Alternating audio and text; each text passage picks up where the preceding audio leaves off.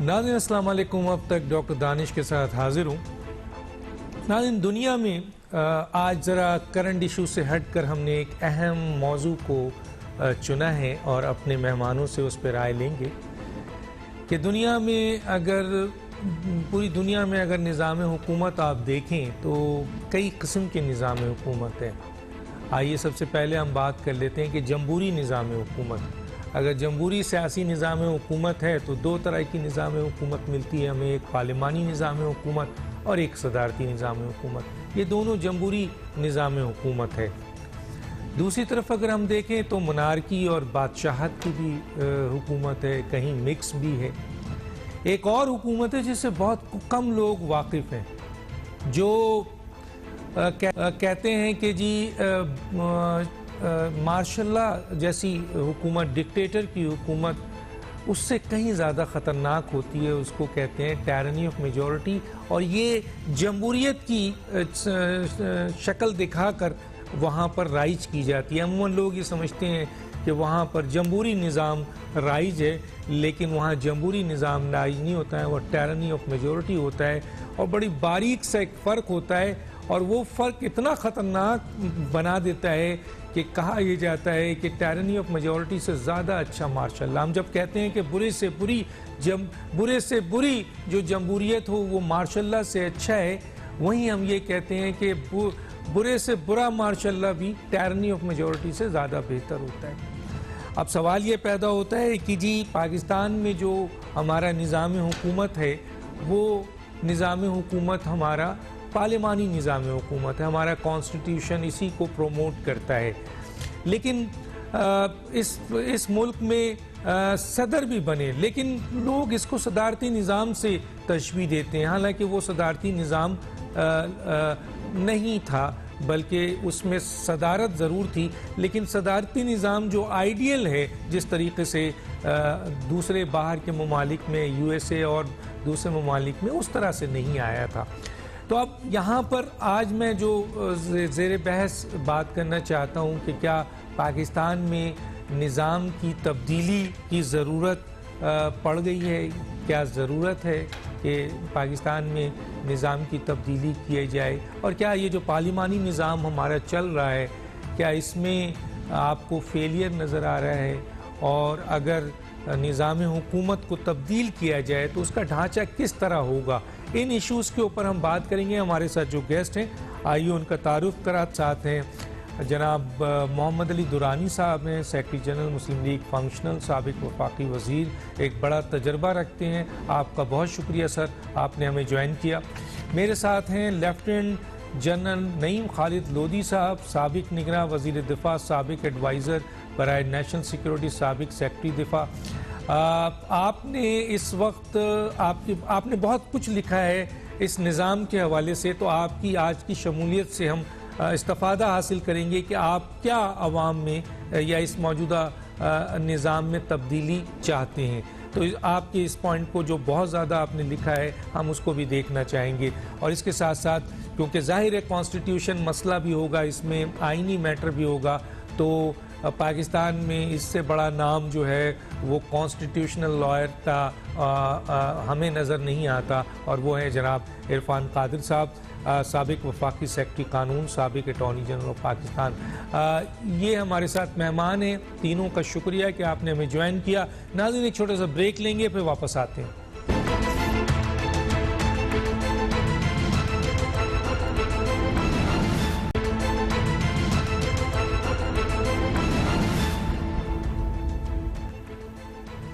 Welcome back जी। मैं lieutenant general Naeem Khalid Lodhi साहब की तरफ पहले आ जाता हूँ। जान साहब, मेरा सवाल ये है कि क्या वाकई पाकिस्तान में जो निज़ाम हुकूमत इस वक्त मौजूद है उसमें तब्दीली की ज़रूरत है इस निज़ाम हुकूमत को बेहतर करने के लिए, और आप क्या सजेस्ट करते हैं, किस किस्म की तब्दीली लाना चाहते हैं या आप समझते हैं कि आना चाहिए, क्या कहेंगे सर? जी बहुत शुक्रिया डॉक्टर साहब। पहले तो आपने अच्छा किया कि मुझसे पहले पूछा, क्योंकि हम तीनों मेहमानों में से मैं सबसे कम इल्म हूँ इस सिलसिले में। ना कॉन्स्टिट्यूशनल एक्सपर्ट हूँ, ना मैं सियासतदान हूँ, लेकिन एक आम अमूमी सी बात मैं करता हूँ। आज तो साहब जो है सियासी वो शायद गुफ्तगू कर सही दी सर महसूस आपने, हो। जनरल साहब आप सियासी होते हैं। जी जी जी। तो पहली बात तो ये कि इंसानी जहन पर कोई कदगन नहीं है। कोई भी निज़ाम हो उसका मकसद है डिलीवर करना वेलफेयर ऑफ द पीपल। जो सुप्रीम नेशनल इंटरेस्ट है हर कंट्री का, that is the welfare of the people of that country. और उसमें आप वेलफेयर में जो भी हम बात करें इसकी डिटेल में हम नहीं जाते। दूसरी बात, आपने निज़ामों का जिक्र किया, और भी बहुत से निज़ाम है, चाइना का भी है, रशिया का भी है, पार्लियामानी निज़ाम में भी आपको पता है प्रोपोर्शनल डेमोक्रेसी भी है और इस किस्म की चीज़ें। पाकिस्तान में भी इस किस्म का निज़ाम रहा है जो बुनियादी तौर पर पार्लियामानी था, लेकिन उसमें एक बैलेंस था between president and the prime minister. तो मैं ये समझता हूँ कि निज़ाम में दो खूबियाँ होनी लाजमी है।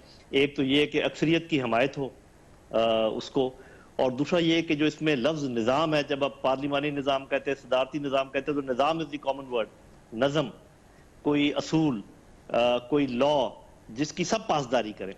तो इसीलिए इसको सोशल कॉन्ट्रैक्ट कहते हैं कि वॉलंटरली तमाम जो एंटिटीज़ हैं वो इसकी पासदारी करना ज़रूरी समझती हैं, और इसके अंदर ये भी रखा होता है कि जो पासदारी ना करे फिर उसके साथ क्या किया जाए। अगर इस किस्म का निज़ाम आप बना लें तो वो ठीक होगा।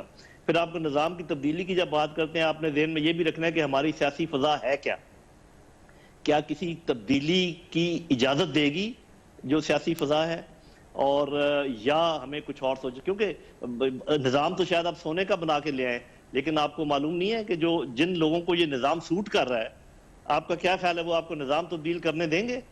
वो छाए हुए हैं आपके ऊपर और वो उन्होंने पार्टियों को काबू में किया हुआ है, वो आपको 1 इंच नहीं हिलने देंगे। डॉक्टर साहब, आप ले आए फिलॉसफियाँ जहाँ से मर्जी, आप पुरानी जो भी आपके जहन में आता है डेमोक्रेसी के मुतालिक। और तो जो मैं सजेस्ट कर रहा हूँ वो मैं ये कह रहा हूँ कि बहुत मुश्किल से एक आइन बना है, हमारे शहीद जुल्फ़िकार अली भुट्टो ने दिया, और उसके बाद वो किसी न किसी शक्ल में कायम है आज तक। ठीक है, उसमें रद्द-बदल होता रहा, कभी सस्पेंड होता रहा, लेकिन इस तरीके से दोबारा एक ऐसा आइन तरतीब देना जिसमें इतने परसेंटेज लोगों की इस पर इत्तेफाक कर ले, मुश्किल काम होगा। कम से कम आजकल तो हो नहीं सकता। इसलिए मैं तो इस बहस में नहीं पड़ता कि इसको क्या, मैं कहता हूं, मैं कह रहा हूं सिस्टम रीसेट, कि यही निज़ाम जो है, यही पार्लियामानी निज़ाम, इसमें कुछ रद्द-बदल करके और इसको हम टेलर करें अपने ज़रूरियात के मुताबिक। हमें पता तो चल गया है कि खराबियाँ, ये मेरे भाई दोनों अच्छी तरह जानते हैं कि क्या खराबियाँ, आप भी जानते हैं, मैं भी जानता हूँ, और मैं उनका जिक्र भी एक दफ़ा अजमाली कर देता हूँ, बाद में डिटेल में वो हो जाएगा। देखिए, सबसे पहली बात यह है कि सबको एक एक कदम पीछे हटना पड़ेगा। इंस्टीट्यूशंस को अहद करना पड़ेगा कि वो अपने मैंडेट से आगे नहीं निकलेंगी। मैं तमाम इंस्टीट्यूशंस की बात कर रहा हूँ। पॉलिटिकल पार्टीज को अहद करना पड़ेगा कि अपनी पार्टियों के अंदर वो डेमोक्रेसी लेकर आएंगे और ये मौरूसियत को बिल्कुल ख़त्म करें। ये मेरा बेटा और मेरी बेटी और फिर उसका बेटा उसकी बेटी, इसके बाद इसके हक में जो जवाब पेश किया जाता है, नहीं जी नहीं, जो लोग चाहते हैं, अवाम चाहते हैं, भाई अवाम को आप अल्टरनेटिव तो दें, जरा लेकर आए ना साद रफीक को या किसी को भी, और क्या लोग फिर भी पीएमएल को वोट देंगे और शायद ज्यादा, इससे ज्यादा देंगे। तो उधर से राजा जफरुल हक साहब मौजूद हैं और लोग मौजूद हैं, आप ले आते हैं कहीं इंग्लैंड से उठा के किसी को और कहते हैं जी आप, और सारे हमारे बड़े बुजुर्ग जो ना हाथ बांध के उनके आगे खड़े हो जाते हैं। उनको चाहिए जमहूरियत लेकर आए। नंबर 3, जुडिशरी को चाहिए कि वो जुडिशल रिफॉर्म लेकर आए, क्योंकि जिस माशरे में इंसाफ नहीं होता, वो चाहे कोई भी निज़ाम हो, वो नज़म के बगैर है। इंसाफ बुनियादी चीज है किसी माशरे को कायम रखने के लिए। तो ये आप सोचें कि ये कैसे हो सकता है मेरे भाई कि कल को एक वकील जो है एक पॉलिटिकल पार्टी का सरगर्म रुकन था और आज वो आके आपकी हायर जुडिशरी में बैठ रहा है और फिर उसके सामने कॉन्स्टिट्यूशनल मैटर पेश हो रहे हैं और उसने एक पार्टी के हक में ये खिलाफ फैसला करना है। आप तीनों भाइयों में से कोई मुझे बता दे, क्या वो कोई, मैं तो ऐसा इंसान नहीं हूं, अगर कोई ऐसा सोने का बना हुआ इंसान है कि इन तमाम चीजों से, भाई आप जुडिशियल काडर बनाए, बेहतरीन लोग, बेहतरीन दिमाग लेकर आए, नीचे से लेकर ऊपर तक जाए, जैसे लेफ्टिनेंट जनरल बनता है फौज के अंदर। मीडिया अपने जिम्मेदारी ये नहीं कह सकता कि मैं जो मर्जी बोलूं, मुझे ना पूछा जाए। आपको बताना होगा कि आपने ये बात क्यों कही है और इसकी क्या बुनियाद है सच्चाई की। ये तो 4 बड़ी बातें, छोटी छोटी मैं ऐड कर दूं। आपको छोटे प्रोविंसेस बनाने पड़ेंगे ताकि गवर्नेबल हो पाकिस्तान। आपको जो रिफॉर्म्स करनी पड़ेंगी ब्यूरोक्रेसी में और पुलिस में, और उसके अंदर ये जो रखना अंदाजी है पॉलिटिशियन की, ये खत्म करनी पड़ेगी। आप बस उसका जो हेड है वो मुकर्रर करें, बाकी अपनी पोस्टिंग अपनी प्रमोशन वो खुद करें। ये 5-6 चीजें कर लें, यही निजाम बेहतरीन तरीके से चल सकता है मेरे ख्याल में। जी ठीक है। मोहम्मद अली दुरानी साहब, आपने जनरल साहब की बात सुनी, बहुत सारे सवालात मेरे जहन में हैं, लेकिन मैं तो आपसे ये पूछना चाहता हूं कि जनरल साहब की बात से आप किस हद तक मुत्तफिक हैं, कि क्या कहेंगे सर? जो 4 फैक्टर्स उन्होंने बताए हैं, जुडिशरी के हवाले से भी बताया है, फौज के हवाले से भी बताया है, लेकिन अभी तो इलेक्शन प्रोसेस भी है, कॉन्स्टिट्यूशन भी है, बहुत सारी चीजें हैं, उस पर बात करेंगे। आप कैसे देखते हैं सर? बिस्मिल्लाहिर्रहमानिर्रहीम। असल में डॉक्टर साहब, ये जो इश्यूज जिन पे जनरल साहब ने बात की, पहले से ही मेरा ज़ाती तौर पे इनमें से अक्सर से इनसे बिल्कुल इत्तफाक है, लिहाजा मैं उसकी एक्सप्लेनेशन जनरल साहब ने भी कर दी। अगर मुझे आप कहेंगे मैं भी फर्दर कर दूंगा। मैं इसमें एक दो चीज़ें ऐड करना चाहूँगा। उसमें पहली बात तो यह है कि जमहूरियत एक बुनियादी तौर पे इस्टेब्लिश्ड और एक्नॉलेज्ड तरीका इंतकाल इक़्तिदार है, और उसकी जितनी भी शक्लें हैं वो आज दुनिया में मारूफ भी हैं और उनके ऊपर एक मुकम्मल इत्तफाक भी है। लिहाजा अगर जब हम उससे आगे बढ़ते हैं तो एक फैक्टर जो हमारे सामने आता है वो ये बहुत ही और अब तो वो दुनिया भर की सियासत के अंदर बहुत बुरी तरह से पूरी दुनिया की सियासत के लिए ख़तरा बन गया, और वो है एक सरमाया और सरमायादार का सियासी इदारों और सियासी अमल के अंदर अख्तियार। मतलब ये जो टायरनी ऑफ वेल्थ है उसने आज पूरी दुनिया की सियासत को जो है एक सियासत को जमहूरियत के लिए ख़तरा बना दिया, और जितनी भी माल की जो अख्तियार पे कुदरत है उसके नतीजे में आम आदमी की रोज़गार और इनकम कम हो रही है, और मालदार की दौलत मज़ीद इजाफा हो रहा है, और मालदार जो है वो इक़्तिदार में आके मज़ीद दौलत कमाने के असबाब और ज़रिए पैदा करता है। तो ये एक बहुत ही इम्पॉर्टेंट फैक्टर है जिसको कि देखना चाहिए। जब आप हमारे मुल्क के अंदर आते हैं और पाकिस्तान में आते हैं तो उसमें भी यही हिस्सा है कि जितनी पार्टियां हैं उनमें जो फैमिलीज बैठी हुई हैं वो कहते हैं जी जब हम पैसे लगाते हैं तो फिर इक़्तिदार भी हमारा होगा। तो लिहाजा पूरी महज़ब दुनिया की तरह जहां पर पार्टी के इंटरनल इलेक्शंस को डेमोक्रेटिक होना चाहिए और अंडर इलेक्शन कमीशन होना चाहिए, वैसे ही उनके फंड्स जो हैं उसमें हर वो पार्टी जो पार्लियामेंट में हो उसकी प्रॉपर फंडिंग मैकेनिज्म भी इलेक्शन कमीशन को तय करना चाहिए। और बहुत से मुल्कों में पार्टियों के सेक्रेटरिएट जो रन होते हैं उसके लिए गवर्नमेंट फंड करती है उनको, और एक सिस्टम होता है जिसके जरिए उनको चलाया जाता है। तीसरी चीज जो है, जैसे जुडिशरी की बात की, उस पर तो मैं मजीद भी यही कहूंगा कि जुडिशरी का एक इकदाम बड़ा अच्छा है कि उन्होंने अपने अंदर जो प्रमोशंस और आगे अपॉइंटमेंट का तरीकाकार है उसको इंटरनल कर दिया है। इंडक्शन के ऊपर जो क्वेश्चन उठाया गया है वो यकीनन एक क्वेश्चन है, लेकिन उसकी जो प्रमोशन और प्लेसमेंट्स हैं उनके अंदर से उन्होंने पॉलिटिकल इन्फ्लुएंस को खत्म कर दिया है। आर्मी आज जो है एक बहुत बड़ा इंस्टीट्यूशन है और एक बहुत ही प्रमोशन और एंट्री के बारे में कोई उंगली नहीं उठा सकता कि एक जनरल का बच्चा जरूर हो जाएगा और एक सूबेदार का बच्चा नहीं होगा, कौन लेफ्टिनेंट जनरल बनेगा कौन नहीं जनरल बनेगा। लेकिन आर्मी के पूरे निजाम के अंदर प्रमोशंस और प्लेसमेंट्स के अंदर कहीं कोई इंटरफेरेंस नजर नहीं आती, लेकिन जब चीफ की अपॉइंटमेंट आती है तो वहां पे यकीनन पॉलिटिकल इन्फ्लुएंस आ जाता है। इसके ऊपर हमें गौर करना चाहिए कि ये इन्फ्लुएंस जो होता है ये हमेशा वहां के मेरिट को वो करता है, ऑल्टर करता है, और उसमें पसंद नापसंद के अवामिल जो है वो यकीनन आ जाते हैं। इंडिया में और बाकी मुल्कों में इस पे क्या क्या इकदाम लिए गए हैं उसके बारे में जनरल साहब डेफिनेटली हमें गाइड भी सर यहाँ पे आपने मोहम्मद अली दुरानी साहब बड़ी जबरदस्त बात की है। क्या ये बेहतर नहीं है सर, ये पॉलिटिकल इन्वॉल्वमेंट ही खत्म हो जाए कि जुडिशरी की तरह जो सीनियर मोस्ट जज होता है, आज हमें पता है 2028 में चीफ जस्टिस कौन होगा, ठीक है सर, हमें आगे का भी पता है। तो क्या ये बेहतर नहीं है कि आर्मी में भी यही तरीक़ेकार किया जाए कि जो सीनियर मोस्ट हो वो ज्वाइंट चीफ ऑफ स्टाफ बन जाए और जो आपके उसके बाद सेकंड हो वो आर्मी चीफ बन जाए? तो फिर तो हमें भी पता चल जाएगा कि इस आइंदा 5 साल बाद कौन चीफ बन रहा है सर? पिक एंड चूज खत्म हो जाएगा, सियासत खत्म हो जाएगी? इसका जवाब आपका जवाब आपसे लूंगा। मैं पहले जरा दुरानी साहब को पूछूं। मैं इस पे मैं, हाँ डॉक्टर साहब, इसके बारे में मैं देखें, ये जो डिस्कशंस होती हैं, ये इंटेलेक्चुअल डिस्कशंस होती हैं, इसमें इदारा जाती राय की भी अहमियत होती है, अपनी कंस्ट्रेंट्स होती हैं उन पे भी, लेकिन मैं तो एक लाउड थिंकिंग के लिए पॉइंट रख रहा हूँ। एक और पॉइंट जो फेयर एंड फ्री इलेक्शन के नुक्ता नजर से मैं रखना चाहता हूँ। नहीं, आपने मेरा जवाब नहीं दिया सर, आपने मेरा जवाब नहीं दिया ना, दे के जाए ना सर। मैं आ रहा हूं, मैं पहले इस पे दे देना, पहले इस पे दे दे, फिर इलेक्शन प्रोसेस पे आते हैं। मैंने इसके बारे में अपनी राय दे दी कि फौज के अंदर जितना भी तरक्की का निजाम है उसके ऊपर कोई उंगली नहीं उठा सकता। ठीक है जी, एक जगह पे ऊपर सियासत आती है, उस पे कभी उंगली उठती भी है, कभी नहीं भी उठती। बहरहाल ये एक सवाल है। तो मैं चाहता हूं कि फौज अपने निजाम के जरिए इसको भी अगर अपने पास ही ले ले तो ज्यादा अच्छा होगा मेरे ख्याल में।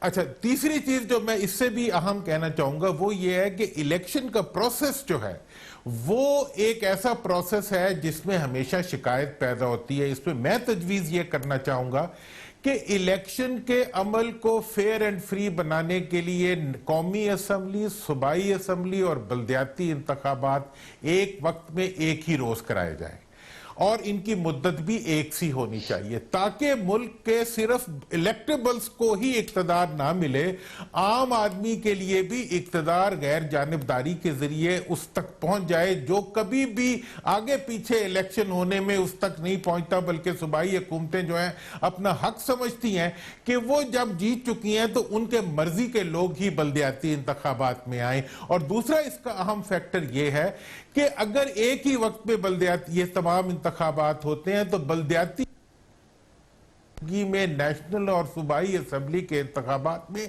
कोई धांधली का सोच भी नहीं सकता। इस किस्म का निजाम इसमें से इवॉल्व होता है और जहां जहां ये निजाम लाया गया है वहां पे इसके बहुत अच्छे असरात हैं। एक और नुक्ता है वो मैं अगले इसमें आपसे मैं ले लूंगा। मैं जरा जनरल कादिर साहब की तरफ कादिर साहब की तरफ आ जाता हूं, इरफान कादिर साहब की तरफ। इरफान कादिर साहब, दोनों मौजूजीन की बात आपने सुनी है। हमारा कॉन्स्टिट्यूशन क्या कह रहा है, किस हद तक, क्योंकि पार्लिमानी है जितना मैं एज ए तालिब इल्म समझता हूं, अगर ये जो इन्होंने तब्दीली की बात की है इसमें कॉन्स्टिट्यूशन कहाँ खड़ा होगा और फिर ये जो बाकी चीजें हैं इसमें पेचीदगियां उसको कैसे हल की जाएंगी, क्या कहते हैं इरफान साहब? जी, मैं इस पे आता हूं कि हमारा कॉन्स्टिट्यूशन कहाँ खड़ा है और हमारे कॉन्स्टिट्यूशन को क्या होना चाहिए और हमारा निज़ाम जो है उसको हम बेहतर कैसे बना सकते हैं। इस पे मैं बिल्कुल अभी बात करूंगा, लेकिन उससे पहले बड़ी सैर हासिल गुफ्तगू अभी आपने की जिसमें कि आपने बताया कि फौज का में एक तरीकाकार है और जुडिशरी में भी एक तरीकाकार है चीफ जस्टिस को अपॉइंट करने का। लिहाजा वो तरीकाकार जो चीफ जस्टिस को अपॉइंट करने का जुडिशरी में है वो फौज में क्यों ना इंट्रोड्यूस कर दिया जाए। तो डॉक्टर साहब, इसमें एक बहुत बड़ा डिफरेंस है जो कि आपको समझना पड़ेगा फौज में और जुडिशरी में। फौज जो है वो एक चेन ऑफ कमांड के तहत काम करती है, उसमें अल्टीमेट रिस्पॉन्सिबिलिटी जो है वो उसके हाईएस्ट ऑफिसर की होती है जो कि हाईएस्ट ऑफिस होता है और डिसीजन मेकिंग जो है वो उन्होंने करनी होती है। तो वहां पे जो बॉस है वही डिसीजन मेकिंग है, फाइनल डिसीजन भी उनका है और फाइनल रीजन भी उनका है। जुडिशरी में ऐसा नहीं है, जुडिशरी में कोई चेन ऑफ कमांड नहीं होती, बल्कि वहां पे रीजन जो है वो सबका बॉस होता है और जहां पे भी ज्यादा जजेस जो हैं वो समझते हैं कि रीजन सही इस तरफ है तो वो उस तरफ हो जाते हैं। लेकिन अनफॉर्चुनेटली अदलिया में भी हमने देखा कि चेन ऑफ कमांड कायम की गई। इफ्तिखार चौधरी साहब जब रिस्टोर हुए तो ये बात की गई कुछ जजेस की तरफ से कि अब रेस्टोरेशन के बाद यहाँ भी चेन ऑफ कमांड है और उन्होंने अपनी फौज बनाने की कोशिश की और उसी फौज की काविश में फिर हमने अजीबो गरीब डिसीजन होते हुए भी देखे। और ये जो दुरानी साहब फरमा रहे थे कि जुडिशरी जो है वो बड़ी यानी अपनी खुद अपॉइंटमेंट्स कर रही है, वो जो अपॉइंटमेंट्स हुई हैं, मैं तो खुद मेंबर रहा हूँ जुडिशल कमीशन का, वो इतनी लॉपसाइडेड अपॉइंटमेंट्स हुई हैं और टोटली मैं समझता हूँ कि मेरे बहुत शदीद तहफ़्फ़ुज़ात उन अपॉइंटमेंट्स के बारे में रहे हैं और इसीलिए जुडिशरी जो है उसको हमने बहुत कंट्रोवर्शियल किया, खास तौर पे जब पैदर पे इस तरह के फैसले आए जिसपे कि जुडिशरी जो है वो हमें सियासी जो इशूज हैं उन पे नजर आई कि उनमें वो लास्ट स्टेज जो है जुडिशरी की हो रही है और जुडिशरी जहां सियासी अखाड़ा बनती नजर आई तो जुडिशरी कंट्रोवर्सी का शिकार हुई। तो लिहाजा ये एक बड़ा बेसिक डिफरेंस फौज और जुडिशरी में था कि फौज तो शुक्र है कि वो उस तरह से नहीं उन्होंने अपने आप को चलाया बल्कि अपनी एक तंजीम जो उसको बाय एंड लार्ज कायम रखा। लेकिन जुडिशरी ने जब फौज बनने की कोशिश की और चेन ऑफ कमांड आया, तो जुडिशरी का जो एक साख होती है वो डेफिनेटली मजरू हुई। तो मैं ये चाहूंगा तो सर आर्मी चीफ की अपॉइंटमेंट से सियासत को कैसे निकाला जाए, ये मोहम्मद अली दुरानी साहब का बड़ा जबरदस्त पॉइंट है, इसको आप बता दें कैसे निकाला जाए। जी देखें, आर्मी चीफ साहब की जो अपॉइंटमेंट है वो, उसके लिए मैं समझता हूं कि आइन में कुछ थोड़ी सी तरामीम होनी जरूरी है। और आर्मी चीफ की अपॉइंटमेंट के लिए एक मेरा ख्याल है कि आने वाले दिनों के लिए एक कोलिजियम इस तरह का बनाया जाए जिसमें कि कुछ रिटायर्ड आर्मी के जो टॉप लोग हैं वो एक दो उनको भी शामिल किया जाए। उसमें वजीर आजम उनसे मशवरा करें और फिर सियासत जो हमारे जो पॉलिटिकल स्टेक होल्डर्स हैं 2-3 उनको बिठाया जाए और कंसेंसस ओरिएंटेड अगर अपॉइंटमेंट हो जाए आर्मी चीफ की, जो कि कॉन्स्टिट्यूशन में प्रोवाइड किया जाए, तो जब ओवरऑल कंसेंसस होगा तो नेचुरली उस पर कोई भी सवाल ज्यादा नहीं उठाएगा और आर्मी चीफ जो है वो भी सवालिया निशान उस तरह से नहीं बनेंगी उनकी अपॉइंटमेंट जो है। तो मैं समझता हूँ ये एक हमें ट्राई करना पड़ेगा, क्योंकि हमारा जो मौजूदा निज़ाम है, मैं नहीं कहता कि वो गलत है, लेकिन उसमें इम्प्रूवमेंट की जरूरत है। और ओवर द ईयर्स हमने इम्प्रूवमेंट की भी है कि शुरू में तो पाकिस्तान में हमने देखा कि एक सदारती निज़ाम था, सदारती निज़ाम के बाद हमें मार्शल लॉ लगाना पड़ा, मार्शल लॉ के बाद फिर जनरल ज़ियाउल हक के दौर में ही हम पार्लिमानी निज़ाम की तरफ आए और पार्लिमानी निज़ाम में उन्होंने आपने देखा कि सदर और वजीर आजम के दरमियान, जिसका के जनरल लोधी साहब ने भी जिक्र किया है कि एक तवाज़न जो था वो नहीं था। वजीर आजम जो थे उनके बारे में बहुत सारी सियासी पार्टियों का ख्याल था कि वो तो लायलपुर का घंटा घर बन गए। तो वो वजीर आजम जो है इतने पावरफुल हो गए थे कि वो इन अ वे जो 8वीं तरमीम आई तो 58(2)(b) के तहत एक बैलेंस स्ट्राइक करने की कोशिश की गई। लेकिन जब उस बैलेंस को स्ट्राइक किया गया तो वहां भी हमने देखा कि हमारा सारा निज़ाम ऑफ बैलेंस होना शुरू हो गया। लेकिन जो भी हुकूमत जब भी आई तो उन्होंने कोशिश किया कि अपने आप को मजबूत से मजबूत तर करें और हर किसी की कोशिश यही थी कि उनकी अकाउंटेबिलिटी ना हो सके। तो जब हर कोई अकाउंटेबिलिटी से मुबर्रा होने की कोशिश करता है, जहां पे कि हम कहते हैं कि जी power divided is power secured, लेकिन हम पावर डिवाइड करना नहीं जानते और हम पावर को सिक्योर नहीं करते और आपस में अपने आप को इतना मजबूत बनाना शुरू करते हैं कि हम, पंजाबी की एक कहावत है कि ये वो पहलवान है जो अपने वजन से गिर जाता है। तो हमारा जो सिस्टम है वो अपने वजन से खुद ब खुद ही गिर जाता है हर दफा। तो इसलिए इस पे तब्दीली की बहुत जरूरत है और इस पे तब्दीली इस तरह की होनी चाहिए कि जहाँ पे कि कंसेंसस ओरिएंटेड आने वाले दिनों में बहुत सारी अपॉइंटमेंट्स भी होनी चाहिए और हमारा जो कॉन्स्टिट्यूशन है अगर उसमें अमेंडमेंट्स हो तो वो भी कंसेंसस ओरिएंटेड अपॉइंटमेंट्स तमाम स्टेक होल्डर्स। और जब मैं स्टेक होल्डर्स की बात करता हूँ तो हरगिज मैं उसमें फौज को बाहर नहीं रखता, क्योंकि फौज का पाकिस्तान की सियासत में एक बहुत बड़ा रोल है और उनको आप इससे डाइवोर्स बिल्कुल नहीं कर सकते और उनको अगर थोड़ा सा कॉन्स्टिट्यूशनल रोल एक हद तक दे दिया जाए, इस हद तक ना दिया जाए कि वो टोटली उसको कंट्रोल करना शुरू कर दें। लेकिन हमें चूंकि अक्सर फौज की जरूरत पड़ती है और जब भी कोई भी हुकूमत जो है नाकाम होती नजर आती है तो उस वक्त तो फौज को पुकारती है।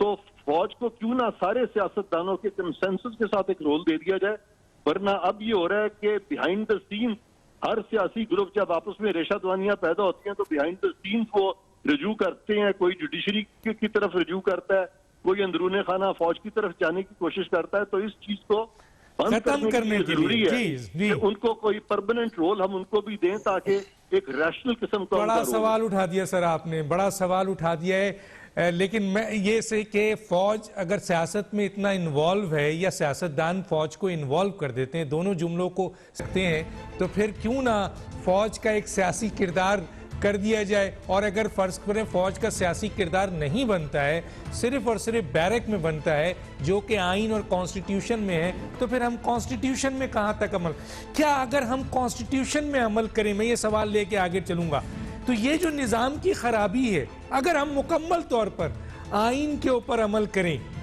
हर इदारा, सियासतदान, पार्लियामेंटेरियन, जुडिशरी सब अगर आइन के ऊपर अमल करें, तो क्या हमें किसी निज़ाम, इस निज़ाम की खराबी के ऊपर डिस्कस की ज़रूरत रहेगी। एक छोटा सा ब्रेक, फिर वापस आते हैं।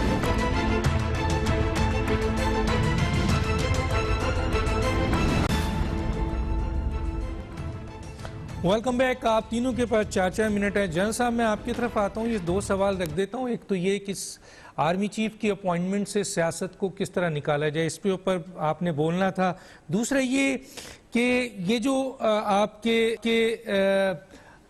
सियासत में फ़ौज की इन्वॉल्वमेंट है, ये की कर दी जाती है या खुद हो जाते हैं, क्यों ना उनका एक आईनी किरदार, जैसे अभी इरफान साहब ने कहा, उसको कर दिया जाए। क्या ये बेहतर होगा? क्या कहेंगे जन साहब?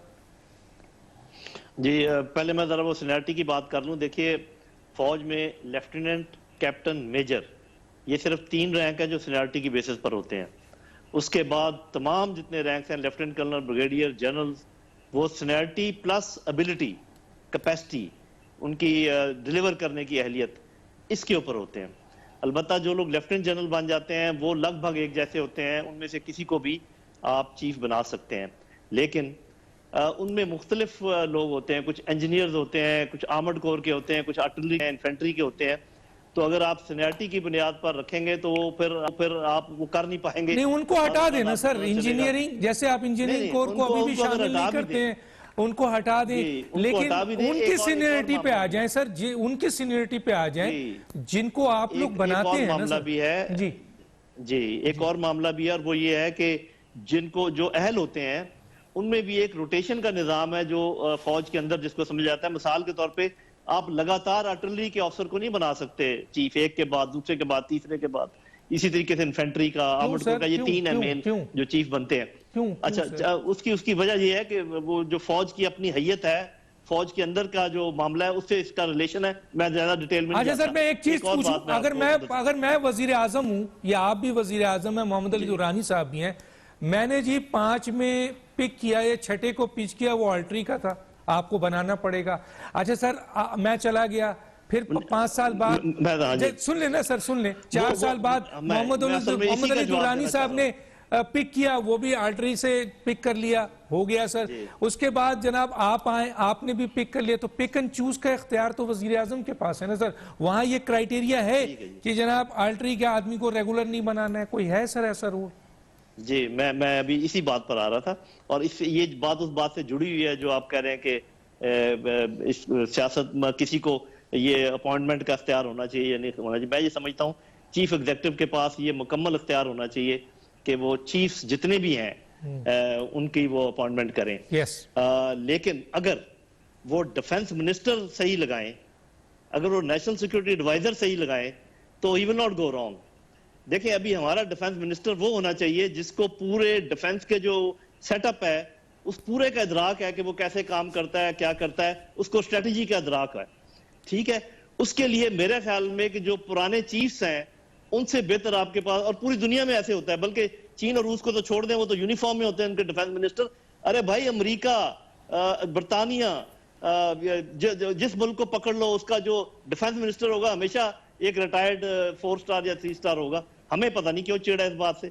भाई, जो समझते ही नहीं है डिफेंस को, उसको डिफेंस मिनिस्टर लगाने का ये मतलब है कि आपकी सिर्फ इनपुट चीफ से आएगी और कोई आपको इनपुट देने वाला नहीं होगा। आज अगर इमरान खान साहब नेक्स्ट चीफ को बनाना चाहें तो उनके पास कोई बंदा नहीं है सिवाय आर्मी चीफ के जो उनको बताए कि यार ये क्राइटेरिया होता है, जैसे मैं चंद एक चीजों का जिक्र कर रहा हूं।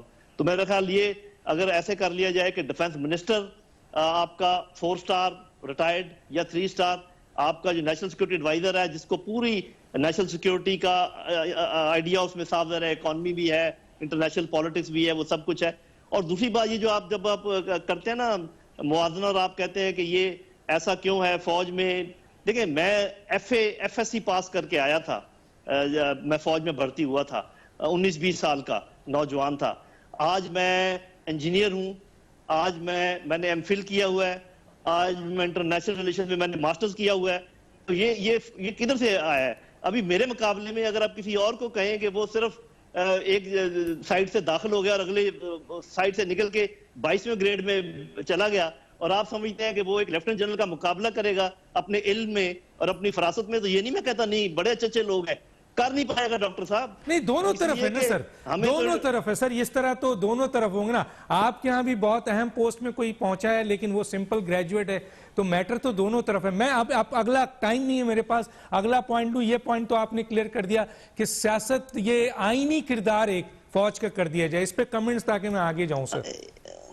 जी जी, एक चीज मैं कि फौज में सियासत तब शामिल होती है अगर आर्मी चीफ के जहन में ये हो कि उस वो प्राइम मिनिस्टर के पास उसको देने के लिए कुछ और भी है। मैं अभी इसकी डिटेल में नहीं जाता। अगर आर्मी चीफ को पता हो कि मैं आर्मी चीफ बन गया हूं और 3 साल मेरा फिक्स टेन्योर है, इसके बाद मेरे पास और कोई चॉइस नहीं और ये प्राइम मिनिस्टर मुझे और कुछ नहीं दे सकता, वो कभी पोलिटिसाइज नहीं होगा और फौज भी कम पोलिटिसाइज होगी। ये मैं तमाम इदारों के लिए कहूंगा। ठीक है, किसी भी इदारे को, सरबराह को ये लालच नहीं होना चाहिए कि मुझे चीफ एग्जीक्यूटिव कुछ दे सकता है। अच्छा, आईनी किरदार होना चाहिए नहीं होना चाहिए सर, ये बता दें। आईनी किरदार बना दिया जाए। आईनी किरदार जब मैं ये कह रहा हूं कि आपका defence minister proper defence minister होना चाहिए, तो फिर जब मैं ये कह रहा हूं कि नेशनल सिक्योरिटी एडवाइजर प्रॉपर, तो आईनी किरदार ऑटोमेटिकली हो गया। ठीक है, मोहम्मद अली दुरानी साहब। सिर्फ फौजी याद रखें, एक आखिरी बात मैं कह जी सर, सिर्फ फौजी फौज को कंट्रोल कर सकता है, ये बात याद रखिएगा। चलें, ये तो बड़ी बात कर दी सर, ये बहुत बड़ी बात कर दी है आज आपने। ये बड़ा वजनी जुमला कह दिया है जो कि हमारे तमाम सियासतदानों, इंस्टीट्यूशन, लॉयर सबको समझना चाहिए। मैं आता हूं मोहम्मद अली दुरानी साहब। ये सर जो भी गुफ्तगू है उसमें एक जुमला है सर कि ये निज़ाम की खराबी और ये इदारे और ये फना इन्वॉल्वमेंट, ये फना इनका किरदार। सर अगर आईनी किरदार और हलफ की पासदारी हो जाए तो निजाम में बेहतरी हो सकती है सर? डॉक्टर साहब, निज़ाम की बेहतरी एक बड़ा कॉम्प्लेक्स फिनोमिना है। इसके मैं अभी उस पर तो बहुत लंबी डिस्कशन भी हो, फिर भी हम आपके पास 4 मिनट है सर, 4 मिनट में आपने कंक्लूड करना है सर, 4 मिनट। जी जी, मैं कंक्लूड मैं उससे पहले कर दूंगा इंशाल्लाह। जनरल साहब ने बड़ी अहम बातें की हैं, आइंदा के रेफरेंस से जो बातें की हैं सारी, इनको डिस्कशन को फिर किसी वक्त मजीद आगे बढ़ाएंगे। मैं 2-3 बातें और करना चाहता हूँ। पहली बात तो डॉक्टर साहब ये है कि इस मुल्क के अंदर एक सबसे बड़ा इशू ये है कि मुल्क के अंदर वसाइल की तकसीम का जो NFC का निज़ाम है उसको किसी ने कभी देखा ही नहीं है कि NFC अवार्ड जिस कानून के तहत सूबों को दिया जाता है वो पूरे का पूरा जाके सूबाई हेडक्वार्टर के ऊपर मुर्तकिज हो जाता है और उसका नीचे तकसीम का कोई तरीकाकार मौजूद नहीं। 18वीं तरमीम में बेपनाह वसाइल कर दिए गए सूबों के लिए, लेकिन है जिस तरह NFC है उसी तरह PFC है, यानी प्रोविंशियल कमेटी है। अगर वो उनकी मीटिंग हो उससे वो नीचे बल्दियाती चला जाएगा ना सर।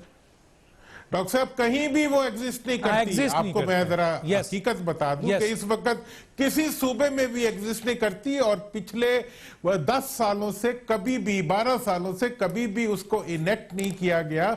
और मेरा ये मुतालबा है या ये इस्लाह का तरीका है कि जिस फार्मूले के तहत पॉपुलेशन, गुर्बत, दूसरी इलाका, उसकी बुनियाद के ऊपर वसाइल सूबों को मिलते हैं, सूबों की ये जिम्मेदारी है कि वो उसी शर्रा के ऊपर उसकी तकसीम जिलों तक यकीनी बनाएं ताकि वो तरक्की जो है 60%, 70% सर आपके आइन में, कैपिटल सर आपके आइन में है ना, आपके आइन में बल्दियाती निजाम है, उसका तरीक़ेकार है। तो मैंने जो सवाल किया उसका आपने जवाब बल्दियाती निजाम कौन सा डॉक्टर साहब? मेरा सवाल यह था कि सर अगर मुकम्मल आइन की पासदारी इदारे भी करें, हलफ की पासदारी इदारे भी करें, चाहे वो जुडिशरी हो, फौज हो और सियासतदान हो, पार्लियामेंटेरियन हो, इसके बारे में मैंने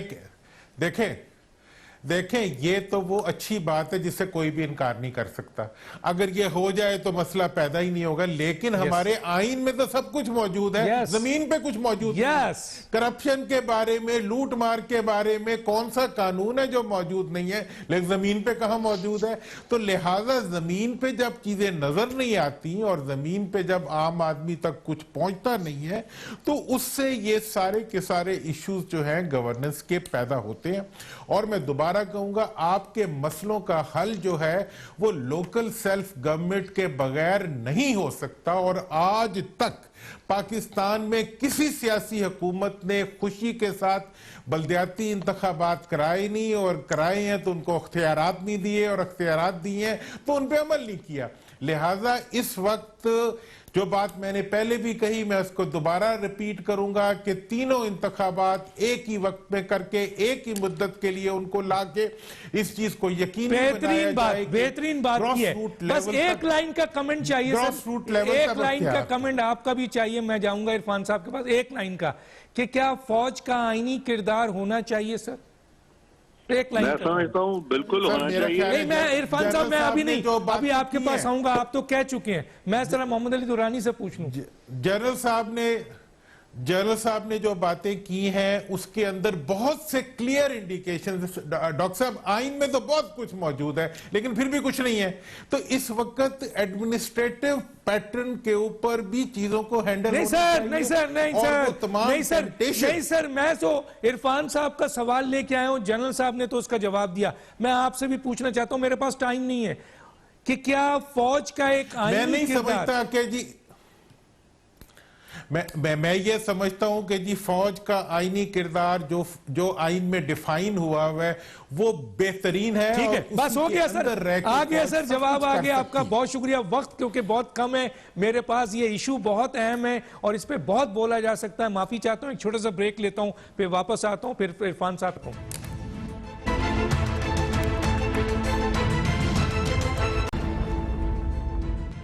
वेलकम बैक जी। इरफान साहब, मोहम्मद अली दुरानी साहब और जनरल साहब दोनों इस पोजीशन पे उन्होंने क्लियर कर दिया फौज का आईनी किरदार। उन्होंने तो वाज़ेह तौर पे कह दिया जो आईनी किरदार है वो मौजूद है। दूसरी तरफ उन्होंने कहा कि सर्विंग कोई अगर ब्रिगेडियर जनरल्स वगैरह को डिफेंस सेक्रेटरी और नेशनल सिक्योरिटी पे लाया जाए तो इस तरह का किरदार वो समझते हैं बेहतर है।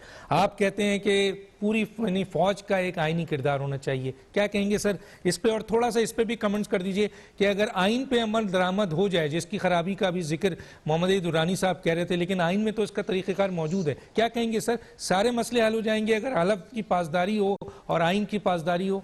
नहीं, मैं समझता हूं कि ये सारे सजेशंस बड़े अच्छे हैं, लेकिन हमें एक चीज पाकिस्तान का जो कॉन्स्टिट्यूशनल और हिस्टोरिक पर्सपेक्टिव है आर्मी रूल का, उसको भी ज़हन में रखना चाहिए। और उसको ज़हन में रखते हुए हम इस नतीजे पे पहुंचते हैं कि यहाँ पार्लिमानी निज़ाम भी अब्यूज हुआ, यहाँ प्रेसिडेंशियल निज़ाम भी अब्यूज हुआ, और उस अब्यूज को रोकने के लिए हमने आर्मी को रोल देना है ना। तो जनरल साहब की ये जो सजेशन है बहुत ही अच्छा है कि जी डिफेंस मिनिस्टर, लेकिन मैं समझता हूँ कि आर्मी चीफ जो है वही एक्स ऑफिशियो डिफेंस मिनिस्टर होने चाहिए। एक तरफ वो प्राइम मिनिस्टर की कैबिनेट का हिस्सा होंगे, दूसरी तरफ क्योंकि सदर पाकिस्तान जो है वो सुप्रीम कमांडर है आर्म फोर्सेस के, तो अगर एक हुकूमत जो है वो मुल्क आइन के मुताबिक नहीं चला रही तो उस वक्त वो सुप्रीम कमांडर को रिपोर्ट करेंगे बतौर आर्मी चीफ के। तो उस सूरत में अगर वो फैसला करते हैं चेयरमैन सेनेट के साथ मिलके, एक 3 रुकनी एक इनका एक बोर्ड हो, चेयरमैन सेनेट हो, उसमें सदर पाकिस्तान हो और डिफेंस मिनिस्टर जो कि एक्स ऑफिशियो जो डिफेंस मिनिस्टर हो जो कि आर्मी चीफ हो, तो वो मिलके फैसला करें कि अब हमने हुकूमत अगर आइन के मुताबिक नहीं चल रही तो अब हमने नए इलेक्शंस कराने हैं। तो ये जो टॉप हायरार्की है ये फैसला करे और उसके बाद असेंबली को डिसॉल्व किया जाए और हुकूमतों को घर भेजा जाए ताकि हर दफा मार्शल ना लगे। और अगर आर्मी चीफ ऑन बोर्ड होंगे एज डिफेंस मिनिस्टर तो मार्शल की भी जरूरत नहीं पड़ेगी, वो भी पॉसिबल नहीं होगा कि मार्शल लगे।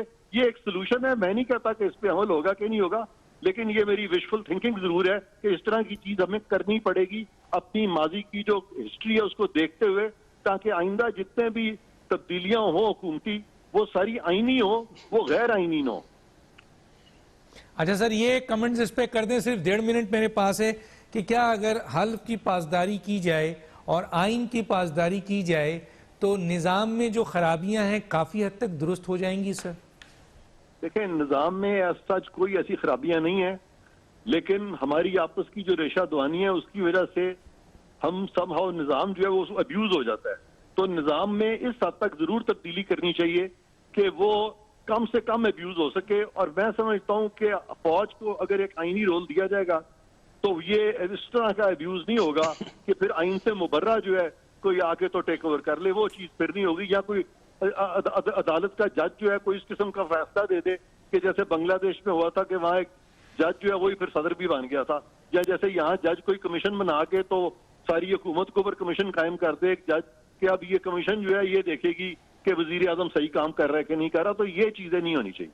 सर एक आखिरी जुमला बिल्कुल ये है कि मैं ये कहना चाह रहा हूं, जो मेरा सवाल है कि जिस तरह मोहम्मद अली दुरानी साहब ने बताया कि बिल्कुल आपने सही कहा कि निज़ाम में वैसे कोई ख़राबी नहीं है, लेकिन जो लोग निज़ाम को लेके आगे चलते हैं वो निज़ाम में ख़राबी पैदा कर देते हैं। असल में आइन में जिस तरीके से बल्दियाती निज़ाम लिखा हुआ है, अगर उसी तरीके से बल्दियाती निज़ाम आ जाए, इस आइन में लिखा हुआ है कि इदारे यहाँ तक महदूद रहें, वो अगर वहाँ तक महदूद रहें, जुडिशरी के हवाले से लिखा हुआ है कि आप इंसाफ का ये दर्जा रखें, आवाम के लिए लिखा हुआ है 8 से 22 के फंडामेंटल राइट, तो ये अगर हो जाए तो मसाइल बहुत हल होंगे या नहीं? एक लाइन का जवाब सर। बिल्कुल हल होंगे, क्योंकि हम लोग जो है बहुत कंट्रोल फ्रीक बने हुए हैं। इसको हमें पावर जो है उसको जितना ज्यादा वो नीचे तक हम लेके जाएं, हर किसी को अपनी अपने दायरे में काम करने दें और उसके अंदर इंटरफियर ना करें, तो मुल्क का निजाम बहुत बेहतर चलेगा। ठीक है सर, तीनों मेहमानों का बहुत शुक्रिया। इशू बहुत गंभीर था, जाहिर है बहुत से रह गए हैं और किसी स्टेज पे हम बात करेंगे। तीनों हजरात का बहुत शुक्रिया। डॉक्टर दानिश को याद दीजिए। अल्लाह हाफिज।